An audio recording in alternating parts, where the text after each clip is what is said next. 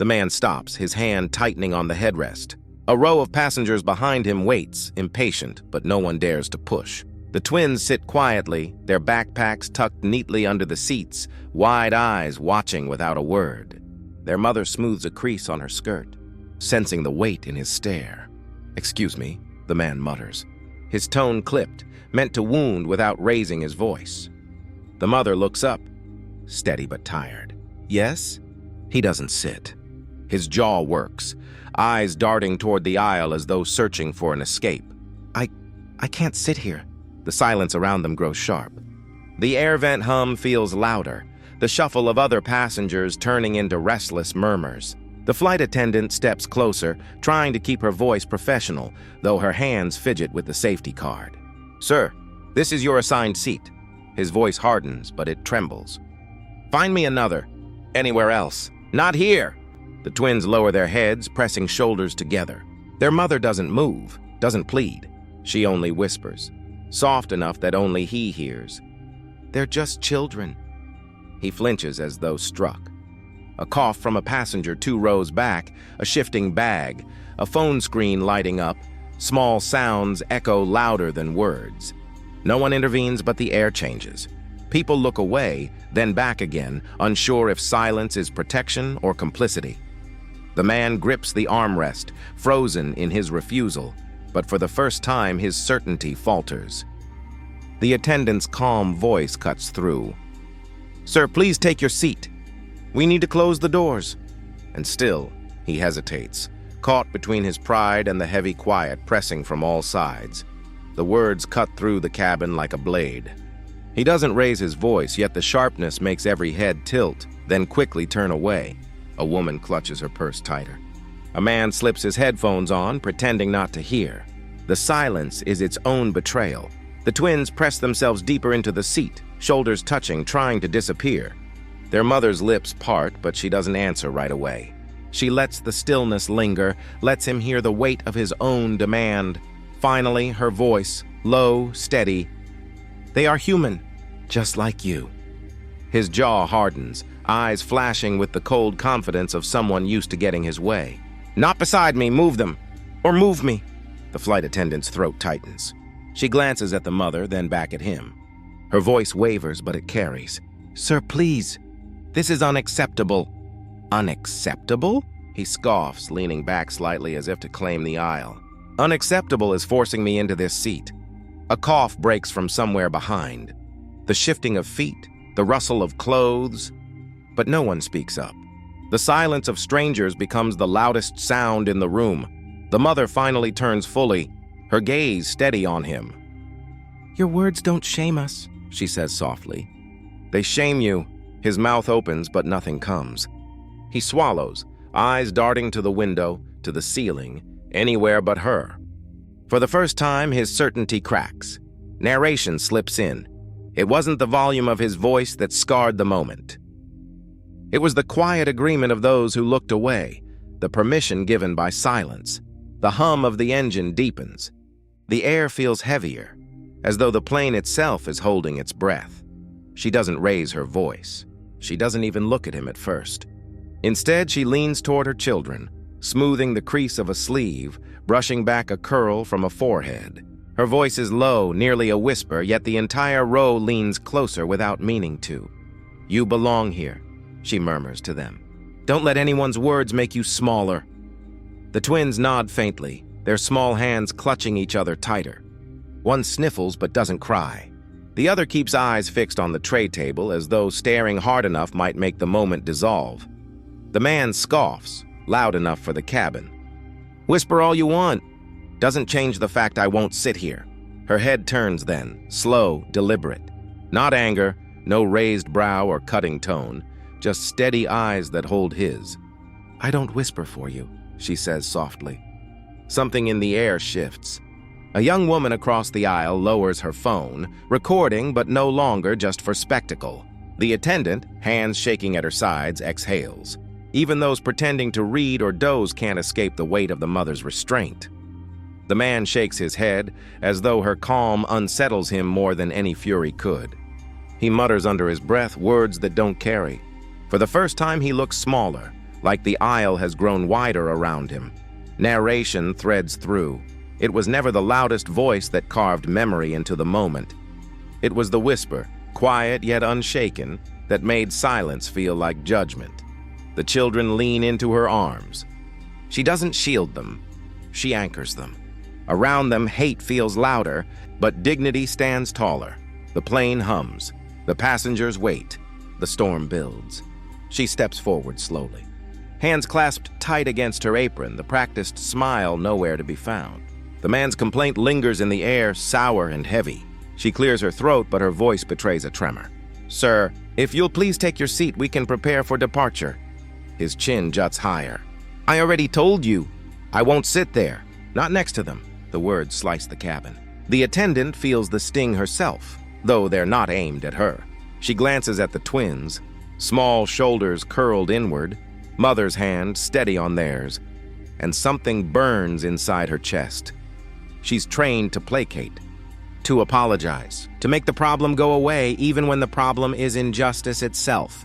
But tonight, the script feels like betrayal. Her voice falters. They have every right to be here, sir." A hush falls. Even the hum of overhead vents seems quieter. The man sneers, leaning back. "Your job is to serve passengers, not lecture them." Her fists tighten, nails pressing against her palm.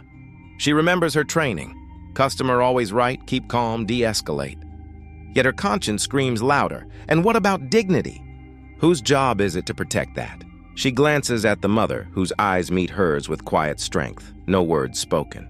That single look feels like permission, an urging not to bow this time.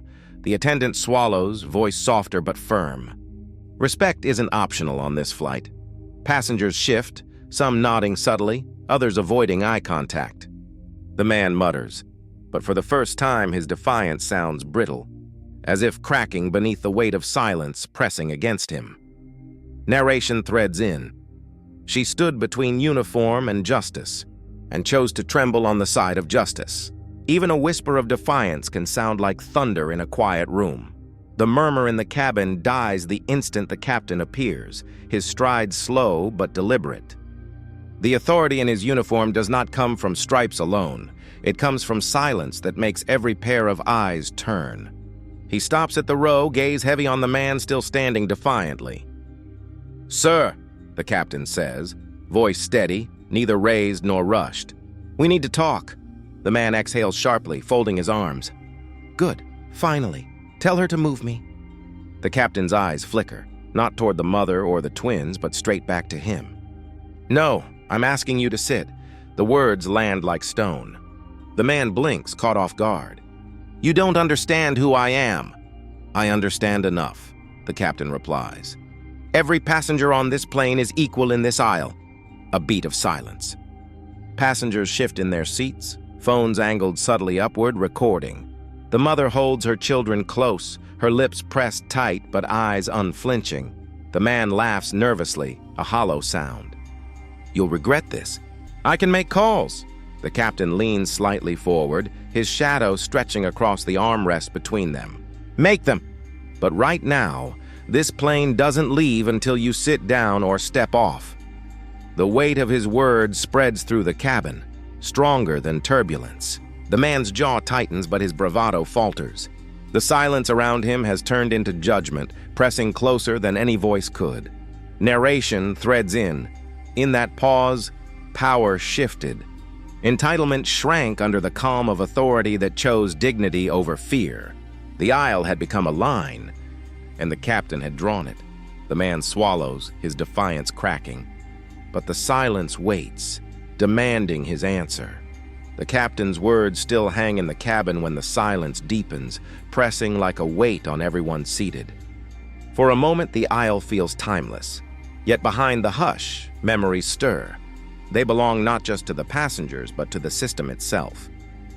A woman 2 rows back lowers her phone, whispering to the man beside her. "This isn't the first time. Years ago, a crew member told me they just moved the family to another section. Said it was easier." The man nods, voice hushed. "I remember the news. They buried it in a half apology." The words spread like ripples. Others lean closer, trading fragments. A mother escorted off a flight for refusing to swap her seat. A teenager humiliated in front of strangers. Letters sent to the airline that never received replies. Narration threads softly. The company had chosen silence over justice. Every ignored complaint had been a promise to the oppressor, every settlement a receipt for dignity sold. Near the window, the twins' mother hears the murmurs, her jaw tightening. She knows this fight is not only hers. It has always belonged to those who came before and were erased. A younger attendant, standing at the galley door, whispers almost to herself, "We were told to protect the image, to keep passengers comfortable. But whose comfort?" Her voice trembles, though she doesn't look up. The man at the center shifts uncomfortably, sensing the tide turning. The silence is no longer his ally. It has turned into a chorus of ghosts, pressing against him with every whispered story. Narration lingers. The cabin was no longer a flight. It had become a record of everything the airline tried to bury. Old wounds resurfaced, demanding air, demanding witness. A cough breaks the heavy quiet. Then a low whisper from somewhere near the middle row. "He's done this before. I swear I've seen him on another flight." The words slip like smoke, drifting across heads bowed in uneasy silence. A few eyes dart sideways, then quickly drop. "Don't get involved," a man mutters to his wife, his hand gripping the armrest. She nods, lips pressed tight, her gaze fixed on the floor. A mother near the back pulls her son closer. "Just stay still," she whispers. The boy frowns, small fingers clutching her sleeve. But why can he say that and no one stops him? She hushes him with a gentle shake of her head. Narration threads in. Fear had always been the airline's quietest passenger.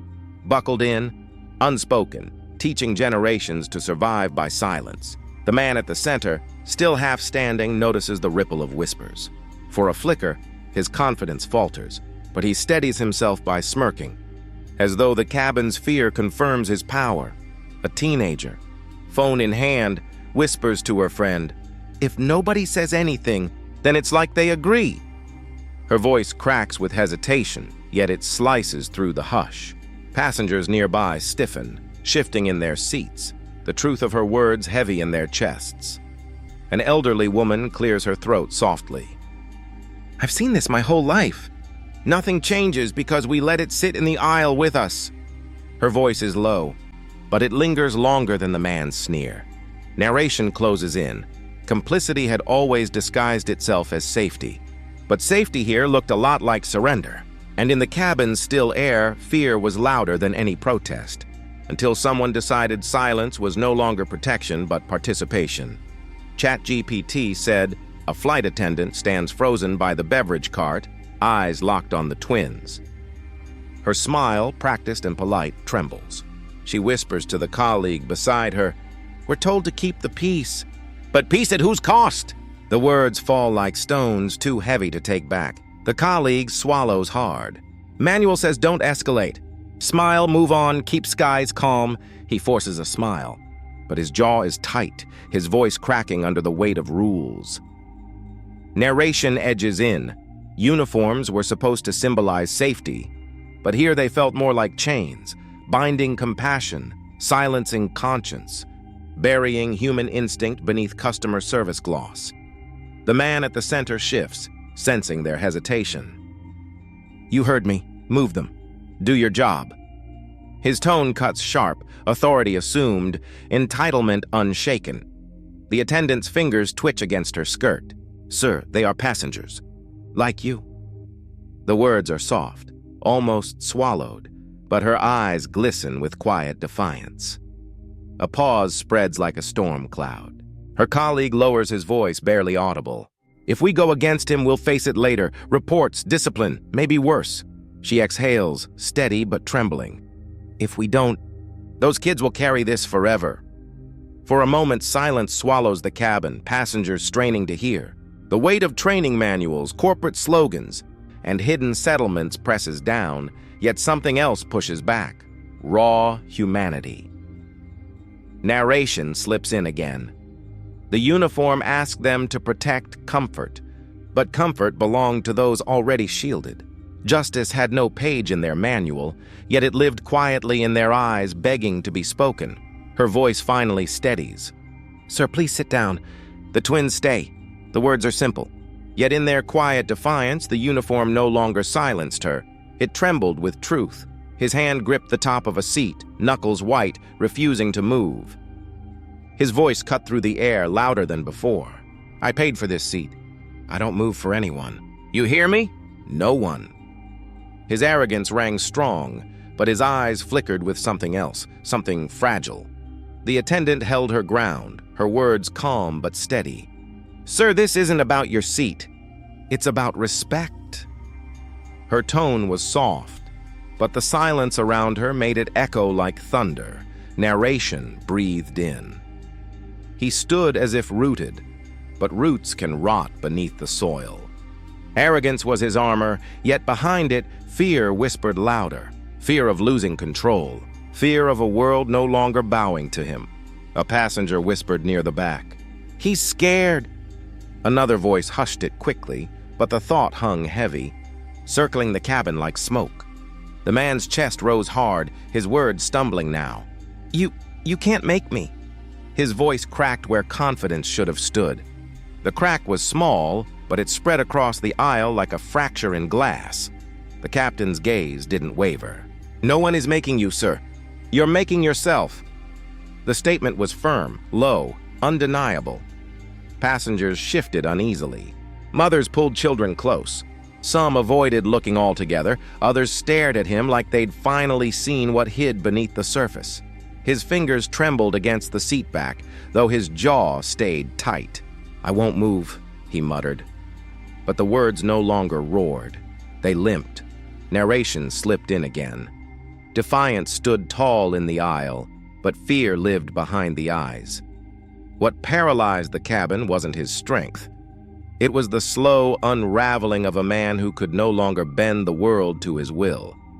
The captain stood only a few feet away now, his shadow stretching across the man in the aisle. He didn't raise his voice. He didn't need to. "Sir," he said quietly, "this isn't about a seat anymore. It's about what's right." The words were simple, but they landed heavy, leaving the air thick. The man's chest heaved. His lips pressed tight. "You think you can shame me? You're nothing without passengers like me." His tone was loud, but the edges shook. The captain's eyes didn't flinch. Narration unfolded. Authority wasn't in his uniform. It wasn't in the gold stripes on his sleeve. It was in the stillness, in the refusal to bend to arrogance. Justice didn't shout. It stared until lies unraveled. The twins shifted in their seats, their small hands gripping each other. One of them whispered, "He's not yelling back." Hope flickered in their voices, fragile but alive. The captain took a breath. "You're disturbing this cabin. You're disturbing these children. If you can't sit down, you will step off this flight." His calmness was sharper than any threat. A ripple moved through the passengers. A woman muttered, "Finally." Another nodded, but no one cheered. The silence was its own verdict. The man tried to smirk, but it faltered. His voice dropped, almost pleading. "You'd do that to me?" The captain's gaze never softened. "I'd do it for them?" His hand gestured slightly toward the twins. Their faces lit with quiet recognition. Narration closed in. The cabin wasn't watching a fight. It was watching the weight of justice carried in one steady gaze. For once, truth didn't hide in the shadows. It stood in uniform, refusing to look away. The captain's words landed like a gavel striking wood. "This flight doesn't move until dignity boards with us." For a moment, no one breathed. The hum of the engines faded beneath the weight of silence. It wasn't quiet out of peace. It was quiet out of reckoning. The man in the aisle shifted, trying to laugh, but the sound cracked midway. "You're making a spectacle," he muttered, though his voice had shrunk. A passenger raised her phone, the small red light glowing. Another followed, then another. Dozens of lenses pointed toward him, capturing every blink, every tremor. Narration pressed in. Silence had become a courtroom, and the jury was everyone watching. The mother of the twins whispered, not to the captain, not to the man, but to her children. Remember this. Not all battles are fought with fists. Her words weren't meant to travel, but they carried anyway. Heads turned, hearts tightened. The captain didn't move closer. He didn't need to. "Sir, the choice is yours. Sit down or step off." Gasps fluttered through the cabin. A teenager in the back whispered, "He's really doing it." A businessman muttered, "About time." Yet no applause came. The silence itself was too sacred, too charged. The man's shoulders slumped, arrogance peeling away like old paint. He searched for allies, but every pair of eyes avoided his. Even those who shared his skin color had shifted uncomfortably, unwilling to stand beside him. The twins watched, their small faces reflecting something unfamiliar, recognition of dignity defended, not denied. Narration closed. The aisle wasn't just metal flooring now. It was a stage, a witness stand, a place where prejudice was forced to bow its head. And in the silence, history recorded its verdict. "I paid for my seat," the man said again, louder this time, but his words trembled. It wasn't authority anymore. It was desperation clawing for ground already lost. The captain didn't raise his voice. He leaned slightly, steady, unshaken. "Respect is not purchased. It's lived." The words slipped into the silence like stones breaking still water. Eyes followed the man, waiting for his reply, but nothing came. Narration pressed in. This was no longer a debate. It was an unraveling. His throat tightened. A bead of sweat rolled down, chased by another. He shifted his bag from one hand to the other as if weight alone explained the shaking. His eyes darted to the seats, to the twins, to the mother who still hadn't flinched. They should... He stopped mid-sentence, his voice cracking. The mother spoke then, quiet but cutting. "They have the right to be seen." Her hand rested gently on her children's shoulders. Her tone carried no anger, no heat, just truth too steady to be argued. The man's jaw tightened. For years, his voice had been a weapon, sharp enough to silence waiters, attendants, even colleagues. But here it faltered. The more he tried to lift it, the smaller it became. Passengers shifted, not with outrage, but with certainty, as if the verdict was already passed. A young woman near the window whispered, "It's over." Not a cheer, not a curse, just a recognition. The captain's gaze stayed firm. "Sir, your choice is simple. Live with dignity or step off this plane without it." Narration closed. In that moment, his fortress collapsed, not from force, but from words so calm they stripped him bare. The louder he had tried to stand, the quieter he became. ChatGPT said. The captain's eyes didn't waver. "Sir, you've made your choice." The man froze, clutching the seat back as though it might anchor him. No one spoke. Phones hovered like silent witnesses, each red dot blinking judgment. His mouth opened, but no sound came, only a weak exhale. "You're asking me to leave?" he muttered, as if disbelief could undo the verdict. "No," the captain answered evenly. "I'm asking you to respect. Since you refuse, you must leave." A ripple ran through the cabin, not applause, not jeers, but the soft rustle of people shifting in unison, the kind of sound that carries more weight than clapping ever could. His steps faltered as he turned. A man who once filled rooms with his voice now moved like an intruder in his own story. His suitcase thumped against the seats, catching on armrests, a clumsy reminder of how far arrogance can fall. Narration pressed in. This wasn't just a man walking off a plane. It was a verdict unfolding in slow motion. Children peeked from rows, eyes wide. A teenager whispered, "He's done." Even the twins, still holding their mother's hands, leaned forward, watching a shadow shrink. Each step down the aisle felt longer than the last. The bright rectangle of the open door grew closer, a blinding frame of judgment. Cameras followed. No one looked away. He reached the exit, pausing as though one last word might save him. None came. His shoulders dropped, swallowed by the light of the jet bridge. Narration closed. For the first time, the aisle was clear, not of bodies, but of prejudice. And in that emptiness, dignity finally had room to breathe. A vibration rippled through pockets and purses before the plane had even left the ground. What began as a single clip, shaky, filmed from row 17, was already racing through timelines like wildfire. By the time the man's figure disappeared into the jet bridge, the world was watching. "Have you seen this?" a passenger whispered, holding up her phone, the glow reflecting in her wide eyes. Another replied, "It's everywhere already. They're calling him the man who tried to buy respect." Narration pressed in. In seconds, a cabin became a courtroom. In minutes, it became the world's screen. The airline's official response blinked onto devices. "We stand for dignity. We regret the actions witnessed on Flight 226. But the words felt thin compared to what had been captured live. Unfiltered. Undeniable. "They can issue all the statements they want," a teenager muttered softly, scrolling. "But no press release can erase what we saw." The twins' mother sat quietly, her hand resting over her children's. She said nothing, yet her stillness carried more force than any corporate apology. Around her, passengers knew they had been part of something larger than themselves. Narration whispered, "History is not only written by speeches or leaders. Sometimes it is carried in the silence of witnesses who refuse to look away." Across social media, the clip replayed on loop, the captain's voice steady, the refusal crumbling, the walk of shame. Millions chose a side with a tap of their finger.